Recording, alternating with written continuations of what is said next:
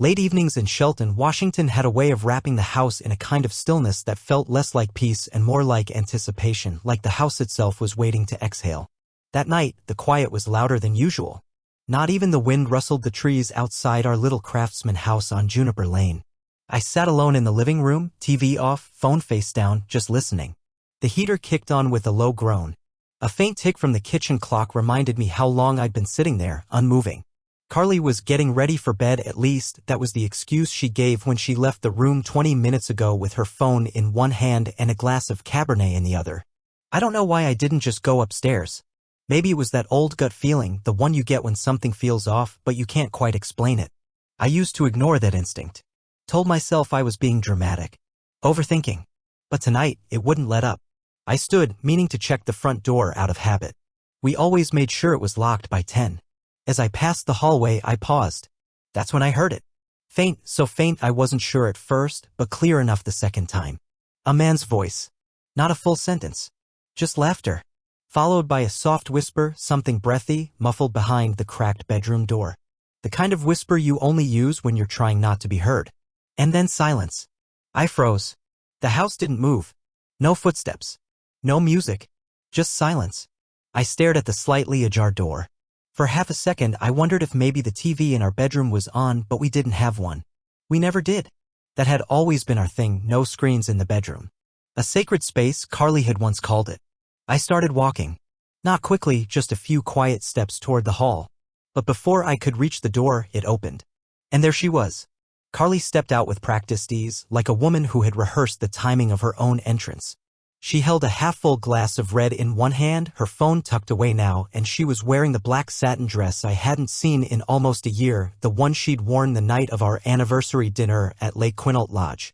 Hair curled just enough to look casual. Makeup still intact. Barefoot but with painted toes that matched her lipstick. And most notably, her wedding ring was missing. I didn't say anything. Not right away. She smiled, casually leaning against the doorframe like she had all the time in the world. Hey, she said, her voice too chipper for the hour. You're still up. I nodded, I was flicking to her left hand again. Oh, she said, noticing where I was looking. She laughed, a short, high-pitched thing that sounded practiced. Took off my rings earlier. My fingers were swelling. You know how wine does that. That wasn't true. Not for her, at least. I'd watched Carly polish off 3 glasses of Merlot on Thanksgiving and still complain her rings were too loose. I raised an eyebrow. Since when does Cabernet cause swelling? She tilted her head, smile fading just a little. It's late, Thomas. Do we really need to analyze wine chemistry right now?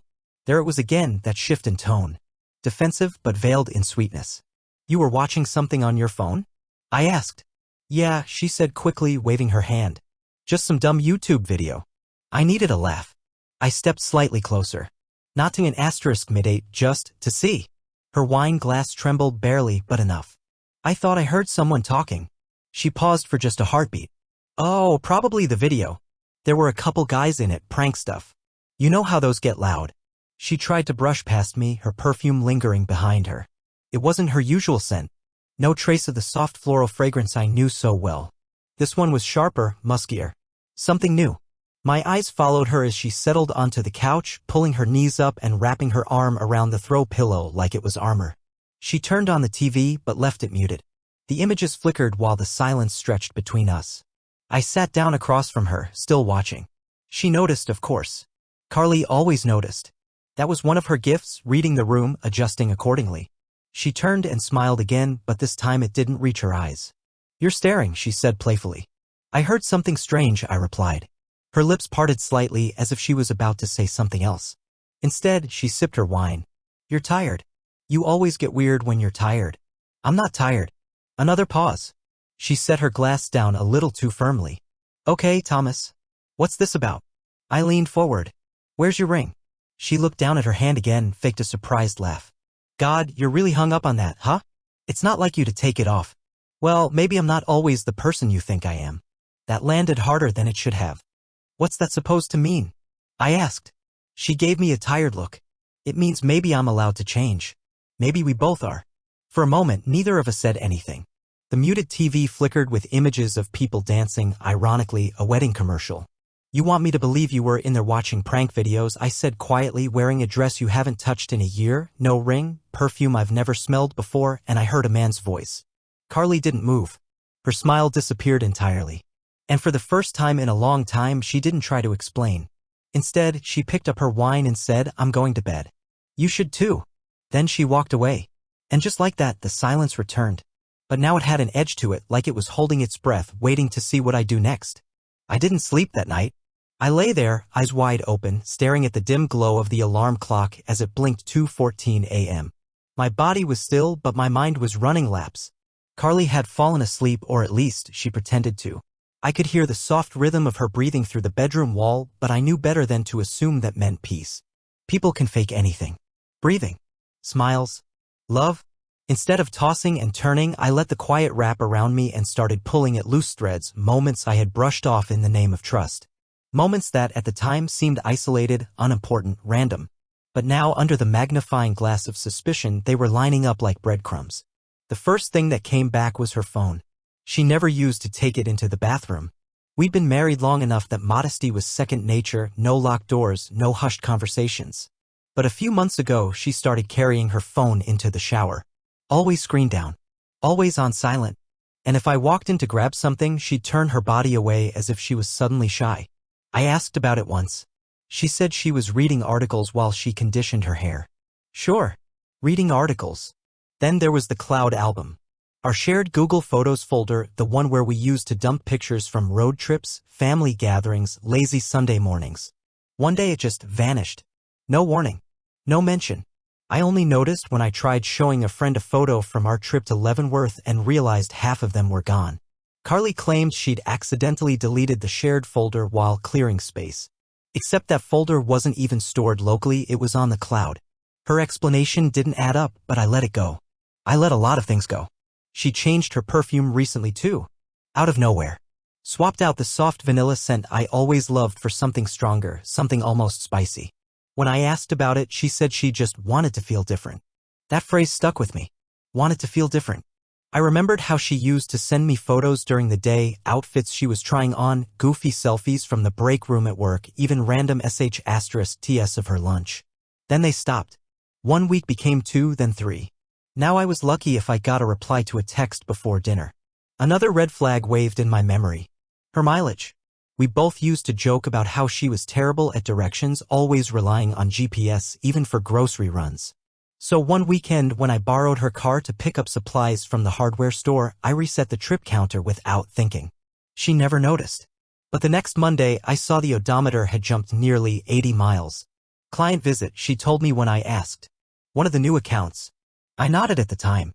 But Carly worked from home 4 out of 5 days a week, and when she did meet clients, it was usually in town. Now I wondered where she'd actually gone. Who she'd gone with. It wasn't just the physical stuff either. It was emotional, the way she withdrew. When we were out with friends, she used to grab my hand under the table, whisper jokes, lean into me like we shared some secret world. Lately, she sat across from me like a coworker at a conference. One night at dinner, she scrolled through her phone for almost 20 minutes straight, barely reacting to anything I said. And when I called her on it, she got defensive. "You're always looking for something to complain about," she snapped. "Why do you always need my attention?" That one hurt more than I expected. Then there was the time I came home early from work. It was a Friday around 3 p.m. I'd finished a client presentation and figured I'd surprise Carly with takeout from her favorite Thai place. I parked quietly and let myself in. The house wasn't completely silent. There was the murmur of a voice from behind the closed guest room door. A low voice. "Male?" It stopped the second I stepped inside. I remember standing in the foyer holding 2 bags of food and wondering if I'd imagined it. Carly came out moments later wearing a robe and towel drying her hair. She looked startled just for a second, then smiled and said she was on a video call with her brother. But I'd never heard her brother's voice sound like that. And she never took calls from him in the guest room. Still, I let it go. Told myself I was being paranoid. But all those little things, they didn't feel so little anymore. Lying there in the dark, I couldn't stop the thoughts from spiraling. I pictured her whispering to someone, laughing in our bed, hiding her phone, deleting photos of us because they no longer mattered. I imagined the man from the hallway, whoever he was, sitting on my side of the bed, drinking my whiskey, wearing my robe. A chill ran down my spine. This wasn't me. I wasn't the kind of guy who jumped to conclusions. I'd always prided myself on being level-headed, patient, rational. But suspicion was like mold, it didn't start big. It crept in from the corners, spread quietly, and once it took hold, it was almost impossible to scrub away. I couldn't go on like this. Not without answers. By 4 a.m. I had made a decision. I needed to stop guessing and start knowing. So I got up, padded quietly down the stairs, and powered on the computer in my office. I didn't have access to Carly's phone, but I had something she'd forgotten about, a backup drive synced to her old tablet. She hadn't used it in over a year, but I remembered setting it up for her when she got her new phone. Just in case she lost anything. It was a long sh*T, but it was something. The screen flickered to life. I opened the backup folder and started scanning through cached messages, images, saved data. At first, everything looked mundane, reminders, grocery lists, calendar events. Then I saw it. A folder labeled O. Just a single letter. I clicked it open. Inside were *TS of messages, saved photos, and fragments of conversations. One of the texts caught my eye immediately. Last night was amazing. I can't stop thinking about it. Another. He has no clue. I feel terrible, but also alive for the first time in months. And then. You wearing that robe again tonight, winky face? I'll bring the wine. My robe. My breath caught in my throat. I stared at the screen, barely noticing the sting of tears in my eyes. Not because I was crying, but because I wasn't. Not yet. I was too stunned. Too angry. It was real. All of it. The whispers, the lies, the erased photos, the new perfume, the swelling fingers that never swelled. She wasn't just slipping away from me, she had already gone. And I had been living with a stranger who wore my wife's face. Morning light slipped through the blinds like fingers peeling away excuses. I hadn't slept. I didn't even try. I sat at my desk for hours, the soft hum of the hard drive accompanying each tap of my finger on the keyboard as I saved files, copied conversations, took *TS. My body moved mechanically while my mind stood frozen in that one message. He has no clue. She was right. I didn't. Not until now. By the time Carly came downstairs, the kitchen smelled like coffee and resolve. I had already dressed, shaved, even started unloading the dishwasher like it was any normal Tuesday.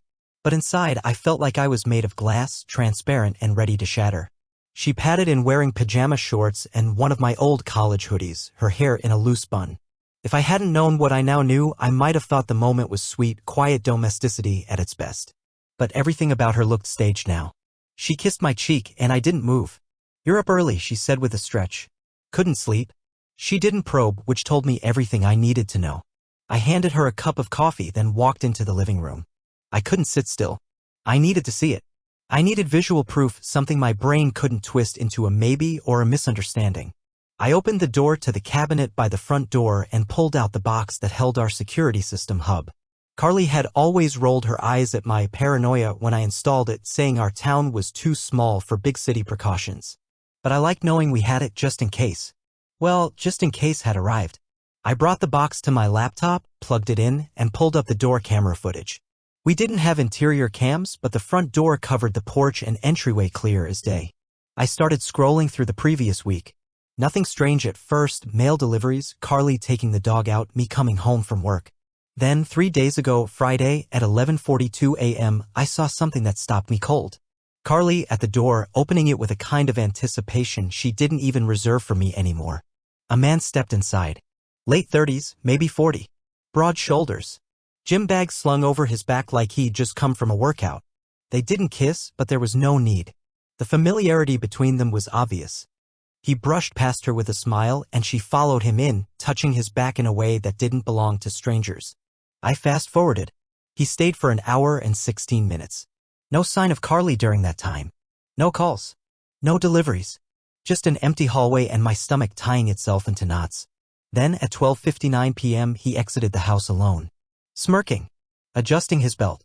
I hit pause. And just like that, denial became a corpse. I couldn't bury it anymore. I didn't need to imagine things. I didn't need to decode perfume or interpret deleted albums. I had it on video. I downloaded the footage. Then I downloaded it again. I copied it to my external drive, emailed it to a secure account, backed it up twice. I wasn't going to let this vanish with a misplaced file or a glitch. This was the truth. This was betrayal, pixel by pixel. Her betrayal. And his. Who was he? I zoomed in on the screen, trying to get a better look. He wasn't anyone I recognized, not a neighbor, not one of my coworkers. But something in his face felt familiar. Like I'd seen him in a photo once, maybe during one of Carly's work events. That's when it clicked. Owen Hale. I remembered the name because Carly had once pointed him out in a picture, her colleague's younger brother, some gym rat who ran fitness retreats. She'd laughed off his reputation for being a little too charming, but now I wondered if that laughter had covered something else. I opened her old tablet again and searched for the name in her messages. Sure enough, there it was. Owen Hale. The messages dated back nearly 5 months. They started innocently, comments on her photos, flirtatious jokes, late-night chats that slipped from professional to personal. Then came the innuendos, the plans, the photos. Some were taken in our bedroom. One showed Owen shirtless, wearing my bathrobe. Another, Carly on our bed, blowing a kiss to the camera. I closed my eyes, then forced myself to reopen them. I couldn't afford comfort anymore. She had brought him here. To her home. Our bed. My sanctuary. And not just once. This wasn't some spur-of-the-moment lapse in judgment. They had scheduled this. Built a routine around it. I kept digging, opening messages to and from her best friend Megan, someone I'd always thought was loyal to both of us. That illusion shattered quickly. Carly, he's coming by again Friday. T says he's got back-to-back meetings. Raising hands. Megan, you wild. Face with tears of joy, but girl, you better be careful. You think Thomas has any clue? Carly, LOL no. He's clueless. He still thinks I'm watching cooking shows when I lock the door. Face with tears of joy. Clueless. That word again. I wasn't just betrayed, I was mocked. But something changed in me reading that. Something cooled. Hardened. The part of me that wanted to yell, confront, demand was gone. In its place stood something colder. Focused. This wasn't just about her sleeping with someone else. It was about her building a whole secret life and leaving me out of it. Erasing me one casual lie at a time. I started printing. *TS. Texts. Photos. I compiled a file the way a prosecutor might prepare for court. I didn't know exactly what I'd do with it yet, but I knew I couldn't sit on it. I needed to act. Not react. I heard Carly upstairs, singing softly. Like nothing was wrong. Like our life hadn't just been yanked out from under my feet. And that's when I realized I wasn't just hurt. I was done. Done hoping. Done forgiving shadows. Done being clueless. I didn't want to yell. I didn't want to cry. I didn't want to sleep in another room or try another counseling app or pretend this could still be repaired. No. I wanted her to know that I knew. And I wanted her to feel it. I didn't confront Carly that morning. Not because I was unsure. Not because I was afraid. But because confrontation gives people time to pivot, to lie, twist, reframe. I didn't want a reaction. I wanted the truth to land like a hammer with no room for defense. So I played it cool. I cleaned the kitchen. Took a shower. Left for work like everything was normal. Kissed her cheek goodbye while she leaned against the counter in that faded hoodie and smiled like nothing was burning. She even said, drive safe, like I was going to war and not just to the office. And maybe I was. Because the second I sat down at my desk, I wasn't working. I was building. Piece by piece. I started with the tablet backup, every *T, every file. I copied it all to a password-protected flash drive and an encrypted cloud folder. Then I logged into our wireless router admin page. Something Carly never touched. I pulled the list of connected devices and matched one I didn't recognize to the dates Owen had visited. It showed up under the name OWH Fitness. Arrogant. And sloppy. He connected to our Wi-Fi. He wasn't just a guest, he was comfortable. Like he belonged. I took a *T of that too. Then came the real dig, our shared digital storage. A while back, Carly and I had moved everything onto a family Google account for simplicity, photos, calendar events, location history. She later switched to a new device and created a separate login. But the old activity was still stored. With a few clicks, I pulled location pings from her account. Friday, Owen's gym. Friday noon, our house. Saturday morning, his apartment. Sunday evening, my brother's baby shower, which she missed, claiming a migraine. She wasn't homesick. She was at a lakeside Airbnb in Hoodsport. I pulled the reservation confirmation from her email, found photos she took and forgot to delete, ones that never made it to her public accounts. There was a mirror *T in a different bathrobe. A wine glass in the frame. A man's duffel bag in the background. Another click and I found more photos. Him and her. In our bedroom. Our bed. Our sheets. My hoodie on her, but not for me. One had her straddling him, the camera caught by the mirror. Not explicit, nothing I couldn't show in court, but suggestive enough to crush bone. I backed it all up. Next, I went to social media. It's amazing what people forget to privatize. Owen had a public Instagram. Photos of beach workouts, smoothies, motivational quotes, shirtless selfies with inspirational captions like, "Put in the work. Reap the reward." Scrolling through, I found a video he posted taken in my backyard. The angle caught part of our fence unmistakable. Carly wasn't in the frame, but the timing matched one of her deleted text threads. There was even a tagged location, relaxing in Shelton. Fire, fire, fire. It felt like acid in my stomach. But I saved it. All of it. Because now it wasn't just about betrayal, it was about record keeping. About precision. I wasn't going to let her twist this into something vague. Not a mistake, not a confusing time, not we were growing apart. No. This was a documented affair. Repeated. Intentional. Calculated. I made a list of everything I needed to finalize. 1. Legal. 2. Emotional. 3. Strategic. I called a lawyer, someone recommended by a friend who went through a messy split last year. The receptionist asked if I needed mediation or litigation. Litigation, I said. No question. I met with her that afternoon. Her name was Valerie Kim, a quiet woman with a sharp bob and sharper eyes. She asked for the details. I handed her the flash drive. Her face didn't change much while scrolling through the files, but her fingers flew over the keyboard. "You have a clean case," she said finally. "Washington's no-fault divorce laws mean adultery isn't needed for dissolution, but it is persuasive in division of assets. You live in a community property state. That means everything acquired during the marriage is split 50-50ths unless we show breach of fiduciary duty." I blinked. Breach of what? Marital misconduct that affects shared property. Spending money on the affair. Using shared space deceptively. You've got grounds here. She exposed you to risk. Invited someone into the home without consent. I nodded slowly. I don't care about revenge. You're not getting revenge. You're getting leverage. That word stuck with me. Leverage. When I got home that evening, Carly was on the phone, walking barefoot through the living room like she owned the world. Her laughter drifted through the hall, easy, carefree. She paused when she saw me, then turned her back and kept talking. No guilt. Not even a flicker. She made spaghetti. Asked about my day. I said it was fine. The whole time I watched her. Not like a husband. Like a witness. The next few days were a blur of quiet planning. I moved $10,000 into a separate account. Legal and clean. Valerie said to do it early before any accusations of hiding funds. I removed Carly from my emergency contacts. Changed passwords. Stopped syncing calendars. Meanwhile, I added more to the file. Emails. Receipts. Even a text she sent Megan, thinking of telling him after our trip next month. Not sure how long I can juggle this. She wasn't going to confess. She was going to transition. Like I was some starter husband and she'd graduated to something real. But she miscalculated. I wasn't going to wait for her to decide when to tell me. I was going to show her. I chose the night of her parents' anniversary dinner. It was at their house. Formal but an asterisk, mate. Just family and close friends. Carly had been planning it with her mom for weeks. It was the perfect setting, quiet, controlled, and filled with people who thought they knew her. I spent the night before organizing. I made 6 packets. Each one included a printout of the Dorcam stills, screenshot asterisk TS of texts and photos, a copy of the reservation and Airbnb listing, a note with a Dropbox link containing the full video footage and chat log, a final page, "This is what I've lived with. Please don't ask me to pretend anymore." Each envelope was sealed and labeled by name, her mom, dad, sister, brother-in-law, and 2 of her closest friends. I left Carly's envelope open. I wasn't trying to humiliate her. I was trying to end the charade. That night, as people gathered and toasted champagne, I waited. Waited for the moment when conversation dulled and people were settling into appetizers.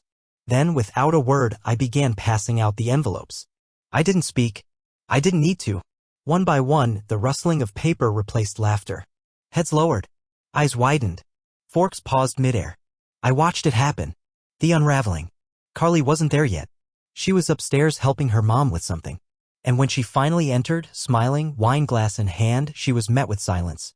Not fury. Not yelling. Just silence. Her sister stood. Her dad looked down. Her mother clutched the envelope like it was a loaded P*N. And Carly stopped cold. What is this?" she asked.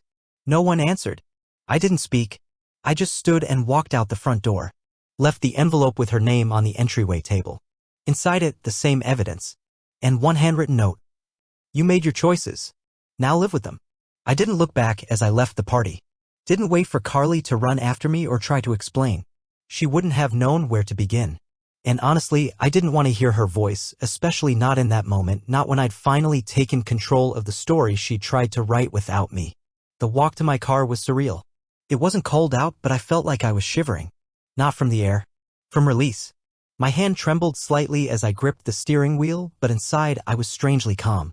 Resigned. Like I just crossed a river I could never wade back through. Back at the house, I sat in the driveway for 15 minutes before going inside. The porch light was still on. I remember staring at the front door, half expecting to see her car fly into the drive, her heels clacking across the pavement as she yelled my name, pleading, crying, making promises I couldn't trust. But nothing came. Just silence. When I finally stepped into the house, it was like entering a museum. Familiar, but no longer alive. I walked through each room, our kitchen, our living room, the hallway lined with framed memories, and I felt nothing. I wasn't even angry anymore. I was finished. The next morning, I woke up early and checked my phone. I expected a flood of texts. Missed calls. Maybe even threats. Instead, there was just one message from Carly sent at 1:47 a.m. Carly, I don't know what to say. I'm sorry. Can we talk? Please. I didn't answer. What was there to talk about? She didn't deny it. Didn't even try. She knew. She knew it was over. She just hadn't expected it to end like that on her parents' anniversary in front of people who once called me family. Later that day, her sister texted me. Then her mom. Both messages were quiet, careful, like they weren't sure how to speak to me anymore. Chloe, sister, I don't even know what to say. I'm so sorry. You didn't deserve that. Linda, Mom, Thomas, I'm heartbroken. I had no idea. None. If you ever need anything, please don't hesitate to reach out. Her father didn't text. He didn't need to. I remembered the look on his face when he finished reading the packet. It wasn't rage. It wasn't even disappointment. It was sadness. The kind of sadness that comes when something breaks in a way you know can't be fixed. He looked at me like a son and then looked at his daughter like a stranger. Carly didn't come home that day. I didn't ask where she went. Her toothbrush stayed untouched. Her slippers, usually kicked near the bed, remained lined up neatly like props. No calls. No footsteps. Just absence. On Monday, I called the phone company and removed her line from the shared account. I changed the Netflix password, the alarm code, the digital locks. Not out of spite. Out of necessity. She had invited another man into our life, into the very bones of our home. I wasn't going to risk more contamination. The same day, I handed Valerie, my attorney, the rest of the files. Do we include everything? She asked. Everything. She nodded. We'll file on Wednesday. I'll also request an emergency order to freeze joint assets until this is settled. By the time Wednesday came, Carly still hadn't shown up. That evening, I came home to find a small box on the front porch. Inside was her key, her wedding ring, and a note that said nothing more than, I understand. No signature. No plea. Just surrender. But the fallout had only started. By Thursday, word had spread. I hadn't told anyone beyond her family, but the dinner guests had done the work for me. People talk. Whispers carry. And in a town like Shelton, secrets don't stay buried long. It began with Carly's job. She worked at a mid-sized marketing firm, one that prided itself on culture and integrity. One of her coworkers, Kelly, called me the next day. We'd met a few times at company outings. She sounded nervous. Thomas? I hope it's okay that I'm calling. I thought you should know. People at work, they saw the video link. I blinked. What video? The one in the Dropbox. I think one of the family members shared it with someone in Carly's office, and now it's going around. I sighed. Did she know? She knows. She hasn't come in since Monday. HR's involved. I didn't respond. I just wanted to say, for what it's worth, I'm sorry. I know it doesn't help much, but a lot of us liked you. We're shocked. I thanked her and hung up. It kept unraveling from there. By the weekend, Carly's social media went dark. Her Instagram, once a constant reel of polished selfies, brunch spreads, and filtered sunsets, was gone. Deleted. Her Facebook page was locked down, comments turned off. But not before the backlash hit. People weren't kind. *TS of her messages to Owen made their way onto gossip threads. Posts like wearing his robe while your husband's at work. Trash flooded the comments. Some of it was cruel. Too cruel even for her. But it wasn't my job to defend her anymore. She made her bed. Now she had to lie in it.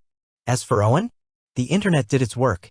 A Reddit thread surfaced detailing his fitness retreats, calling them exploitative. One anonymous post claimed he'd slept with a client and used her photos for marketing without consent. Another alleged he once blackmailed a woman into silence using private messages. Whether any of it was true, I didn't know, but the smoke was thick. By Tuesday, his gym's social media pages were locked. The website had a maintenance banner. A message leaked that he'd been suspended pending investigation. Carly tried once more to contact me. A long email. No subject line. I read the first few lines. I don't expect forgiveness. I just want you to know I never planned for it to go this far. I was lost. I felt invisible. That's not your fault, it's mine. But I still want you to know I did love you. I just lost myself. I didn't read the rest. I forwarded it to my lawyer and archived it. There were no more messages after that. No more gifts. No more apologies. Just distance. And eventually she left the state. Her sister mentioned it in passing during a phone call. Said she packed her car and drove south. Said she was staying with a college friend in Oregon. She needs time, Chloe said. She knows she burned it all down. I didn't ask for details. By then, I'd moved on to the next stage, removal. I boxed up her things. All of them. Photos, keepsakes, drawers full of jewelry and tangled headphones, notes from college. I found an old shoebox labeled Summer 2014, full of ticket stubs, dried flowers, and a folded receipt from our first vacation together. I didn't open it. I just placed it gently in the pile. The house felt quieter after that. Empty, yes, but clean. Like a wound exposed to air for the first time. I started sleeping with the window open again. I bought new sheets, new towels, a new lamp for the living room. Not out of spite. Out of reclamation. This was my space again. My life. My terms. There were still moments of ache, like muscle memory. A song on the radio. A familiar scent at the grocery store. But they passed. And every time they did, I felt a little stronger. A little more myself. A week later, Valerie called. The preliminary hearing is scheduled, she said. Given the evidence, I expect this to go quickly. You're in a strong position. We'll request the house, the car, and a full severance of joint accounts. Will she contest? I doubt it, she said. She hasn't retained counsel. Honestly, I think she knows it's over. I nodded even though she couldn't see me. Thank you, I said. No need. Just doing my job. But it felt like more than that. It felt like the end of one life and the quiet beginning of another. A week after Carly disappeared from town, a package was delivered to Owen Hale's house. No return address. Just a manila envelope inside, marked private. It held the same evidence I had given her family, the messages, the photos, the video stills. I didn't send it out of revenge, I sent it because his wife deserved to know, just like I had. I don't know what exactly happened in that household, but by the following weekend, his wife had left. The rumor mill in Shelton ran hot for days. A friend of a friend said she'd taken their kids and moved back to her parents' place near Spokane. Another rumor said she'd contacted an attorney. Whatever the truth was, it didn't matter. The damage was done. Carly tried to defend Owen online at first. Quietly. An Instagram story about cancel culture. A vague tweet about respecting people's growth. But the comments were brutal. *TS of her messages spread fast, people dissected every detail. Someone from her old marketing firm leaked a Slack conversation where she joked about working overtime with Owen while I was out earning the mortgage. It was all too much. Her name trended locally for the wrong reasons. Her LinkedIn vanished. Her professional contacts disappeared. Former coworkers unfollowed her. Even Megan, her once loyal confidant, distanced herself publicly, posting a story that read, "Actions have consequences. Protect your peace." I submitted everything through my attorney during the divorce proceedings. By the time we finalized the agreement, I retained the house, the car, and the joint investments. She didn't fight. Not once. The hearing was quiet, civil, and over in under 30 minutes. She signed the papers without making eye contact. She didn't speak. And then she left. Not just the courthouse. Not just Shelton. The state. A month later, I found myself walking into a vintage bookstore on Main Street. I'd passed it hundreds of times but never gone inside. That day, I don't know what drew me in. Maybe it was the rain, maybe I just needed to stand somewhere new. The shop smelled like old pages and cedar. Shelves towered over mismatched chairs. A woman sat at the counter repairing the spine of a leather-bound copy of the Odyssey. She looked up and smiled. "First time in?" "Yeah," I said. "Didn't know this place existed." "Most people don't," she replied. "But we're here." Quietly. Her name was Casey. We talked about books. She recommended a memoir. I bought it even though I didn't really read memoirs. When I left, she slipped a small card into the bag. For when you're ready to start again, it read in neat handwriting. We saw each other a few more times after that. A coffee here. A conversation there. Nothing romantic. No expectations. Just quiet company. She didn't know about Carly. I didn't offer it. For the first time in months, I wasn't explaining myself. I wasn't defending who I was or what I'd survived. I wasn't someone's husband, someone's victim, someone's cautionary tale. I was just Thomas. And that was enough. I didn't know what came next. I didn't care. For now, the quiet didn't feel heavy. It felt like breathing. And that was where I chose to stay. Not bitter. Not broken. Just free.